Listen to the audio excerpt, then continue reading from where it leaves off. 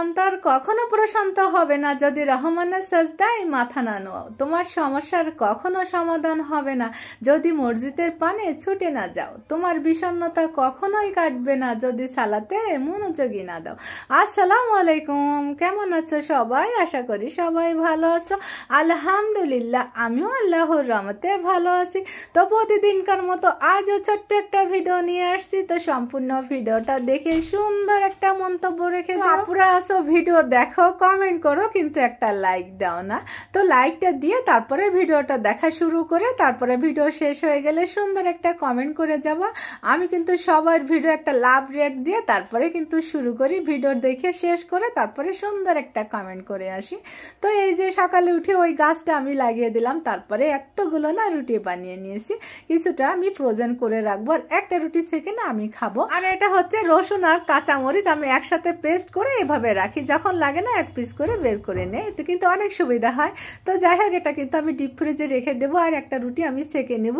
আর একটু আলু কুচি ছিল ফ্রিজে আমার, তো ওইটা আমি একটু ভাজি করে নিচ্ছি। আজকে আলু ভাজি দিয়ে না রুটিটা খেয়ে নিব। তো একটা রুটি এই যে আমি সেকে নিয়েছি, আর একটু ভাজি নিব আর একটু চা। এটা হবে আমার সকালের নাস্তা আলহামদুলিল্লাহ। তো আজকে চাটা না আমি কফি মেকারে বানিয়ে নিয়েছিলাম। আমার কফি মেকারটা না অনেক দিন ধরে না উঠানো ছিল, তো আজকে বের করে নিয়েছি। ভাবলাম যে একটু ঠান্ডা ঠান্ডা পড়ছে, তো এখন টেবিলের পরে এটা রেখে দিব, যখনই মন চায় চা কফি না সব কিছু এখানে বানিয়ে নেওয়া যাবে। তো এই যে আমি 1 কাপ কিন্তু চা বানিয়ে নিয়েছি, আর একটু লেবুর রস দিয়েছি।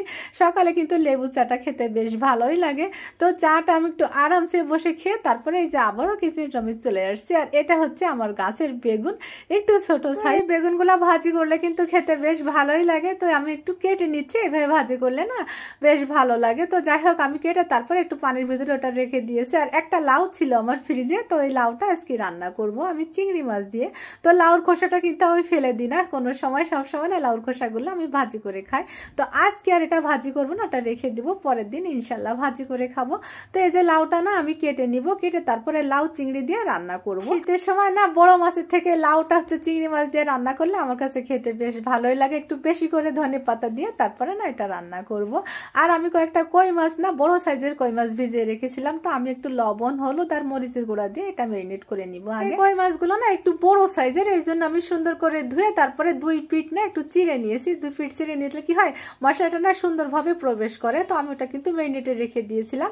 আর এপাশে এই যে চুলে আমি প্যান বসিয়ে দিয়েছি এখানে কাঁচামরিচ ফালি আর পেঁয়াজ কুচি, আর ওই যে রসুন আর কাঁচামরিচ পেস্ট আমি একসাথে করে রেখেছিলাম ওখান থেকে দিয়েছি। আর স্বাদ বুঝে লবণটা দিয়ে আমি মশলাটা ভেজে একটু নরম করে নিয়েছি। আর এখানে কিন্তু আমি চিংড়ি মাছটা দিয়েছিলাম, তো ওটা স্কিপ হয়ে গিয়েছে।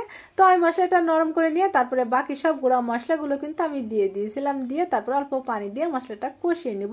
আজকে আমি খুবই কম পরিমাণের মশলা দিয়ে লাউটা রান্না করেছিলাম। এই লাউটা খুবই কচি ছিল, এটা কিন্তু খেতে বেশ ভালোই লেগেছিল।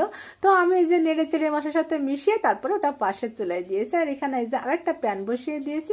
আর ওই যে ম্যারিনেট করে রাখা কই মাছগুলো না আমি একে একে এখানে দিয়ে দিব।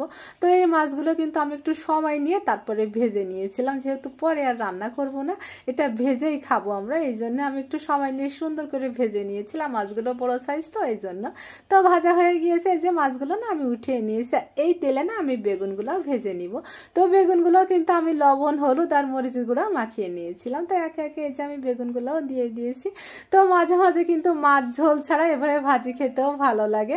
আর সাথে আমার এই গাছের বেগুনগুলো না, এই বেগুনগুলো ভাজি করলে বেশ মজাই লাগে। আর ওদিকে দেখো আমি লাউ তরকারিটা কিন্তু হয়ে গিয়েছে, লাউটা বেশ ভালো ছিল, একটুও কিন্তু পানি লাগেনি, অনেক দ্রুত না লাউটা সিদ্ধ হয়ে গিয়েছে। আমি বেশি করে ধনিয়া পাতা কুচি দিয়ে তারপরে নেড়ে চেড়ে মিশিয়ে চুলাটা কিন্তু বন্ধ করে দিয়েছে। আর এদিকে দেখো বেগুন ভাজিটা না প্রায় হয়ে আসছে। আর আমি পাশে না একটু কাঁচামরিচ আর পেঁয়াজ না এর সাথে ভাজি করে নিব।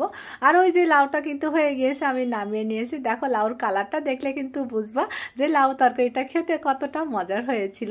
আর এই যে বেগুন মরিচ এটাও কিন্তু ভাজা হয়ে গিয়েছে, তো আমি এই যে নামিয়ে নিয়েছিলাম। গরম ভাতের সাথে বেগুন ভাজি, মাছ ভাজি আর লাউ তরকারি কিন্তু জমে গিয়েছিল আলহামদুলিল্লাহ। তো আজ এই পর্যন্ত, সবাই ভালো থেকে সকলের জন্য আমার দোয়া থাকবে, আর আমাকে একটু তোমাদের দোয়াতে রেখো। আসসালামু আলাইকুম।